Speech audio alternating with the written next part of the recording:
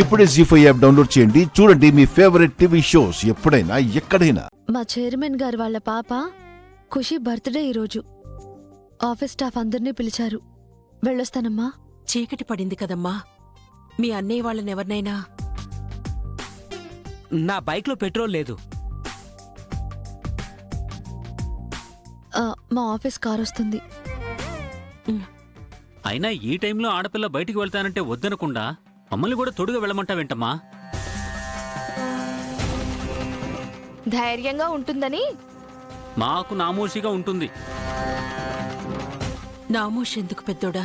అరే, కుజదోషం వల్ల పెళ్లి కాని అమ్మాయి రాత్రులు రోడ్డు మీద తిరుగుతుంటే జనాలు ఏమనుకుంటారమ్మా?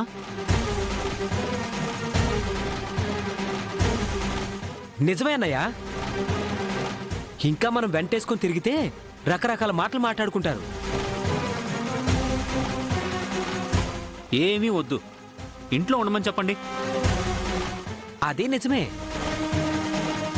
వా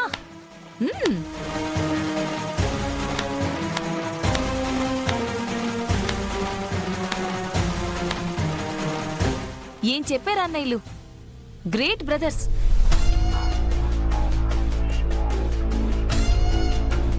ఒకడేమో బండిలో పెట్రోల్ అయిపోయిందంటాడు, ఇంకొకడేమో తీసుకెళ్తే ఎక్కడ ఆటోకి డబ్బులు పెట్టాల్సి వస్తుందో అని దోషాలకి ముడిపెడతాడు.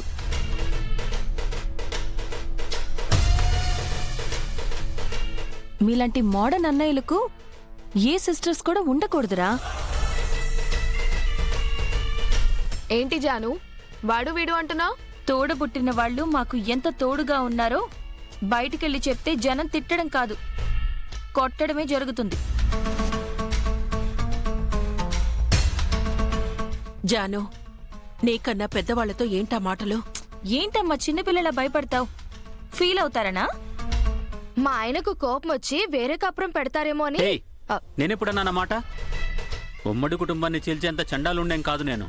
మధ్యలో నువ్వు మాట్లాడుకో.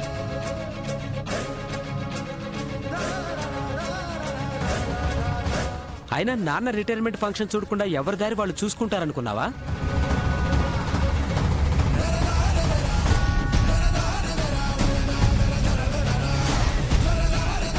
ఏంటి, ఏమైంది?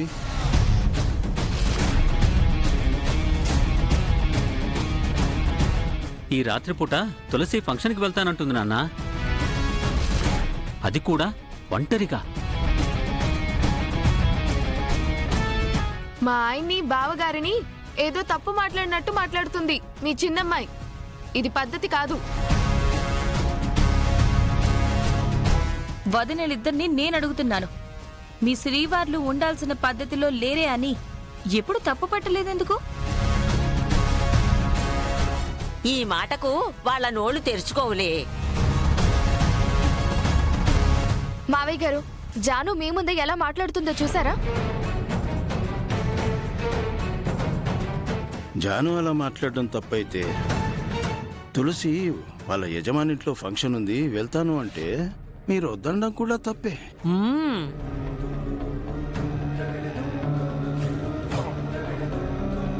జీ5 యాప్ డౌన్లోడ్ చేసి అన్ని ఎపిసోడ్స్ పూర్తి ఉచితంగా చూడండి.